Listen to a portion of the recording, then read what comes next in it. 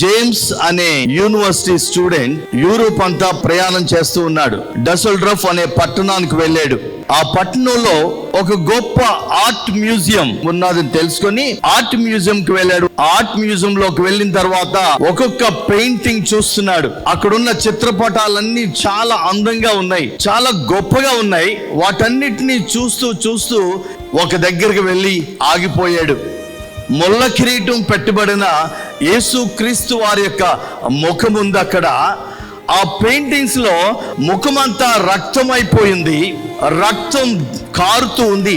ఆ రక్తంతో ఉన్న ఆ ముఖం చిత్రపటం కింద ఈ రీతిగా రాయబడింది, I have done this for you what you have done for me.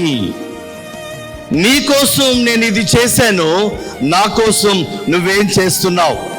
రక్తం కారిన ఆ చిత్రపటాన్ని చూస్తుంటే ఆ చిత్రపటంలో దేవుడు మాట్లాడుతున్నాడు, ఇదిగో నీ కోసం రక్తాన్ని కార్చాను, ప్రాణాన్ని ఇచ్చాను, నా కోసం నువ్వేం చేశావు.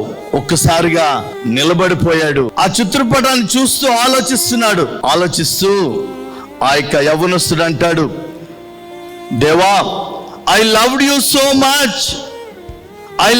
సో మచ్, నిన్ను నేను చాలా ప్రేమిస్తున్నాను, కానీ I have not done anything for you. నీ కోసం నేను ఏమీ చేయలేదు. నిన్నైతే నేను ప్రేమిస్తున్నాను, కానీ నీ కోసం ఏం చేయలేదు. I will go where ever you lead. నువ్వు ఎక్కడికి పంపిస్తే అక్కడికి వెళ్ళడానికి నేను సిద్ధం అని చెప్పి ఆ యొక్క చిత్రపటం దగ్గర ఒక కమిట్మెంట్ తీసుకున్నాడు. ఆ యొక్క నిర్ణయం తీసుకున్న తర్వాత ఆ యొక్క జేమ్స్ వెస్ట్ ఇండీస్ అనే దేశానికి వెళ్ళాడు.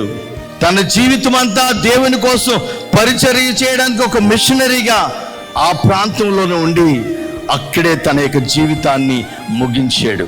నీలో దోషం పోవాలని, నీలో ఉన్న కలంకం పోవాలని, నీలో ఉన్న మడత మచ్చ పోవాలని తన్ను తాను సిలువకు అప్పగించుకొనెను.